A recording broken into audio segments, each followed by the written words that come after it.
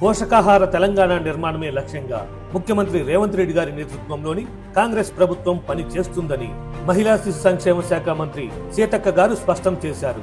శక్తివంతమైన, ఆరోగ్యవంతమైన తెలంగాణ నిర్మాణంలో అందరూ పాలు పంచుకోవాలని పిలుపునిచ్చారు. సమిష్టి కృషితోనే పౌష్టిక తెలంగాణ సాధ్యపడుతుందని తెలిపారు.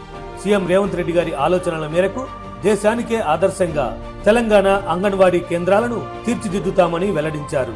తెలంగాణ రైజింగ్ 2047 డాక్యుమెంటుకు అనుగుణంగా అంగన్వాడీ సేవలను మరింత మెరుగుపరుస్తామన్నారు.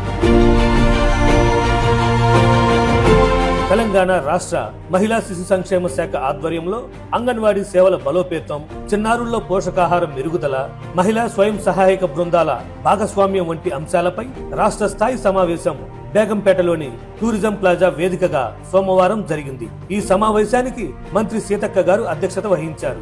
త్వరలో స్టేట్ న్యూట్రిషన్ ప్లాన్ ను రూపొందిస్తామని తెలిపారు.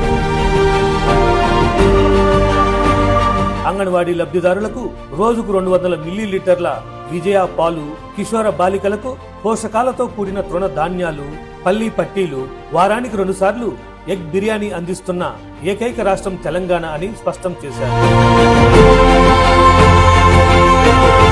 పోషకాహార తెలంగాణ నిర్మాణం దిశగా ముఖ్యమంత్రి రేవంత్ రెడ్డి గారి మార్గదర్శకత్వంలో భాగస్వామ్య పక్షాలతో సమావేశం నిర్వహించినట్లు వెల్లడించారు.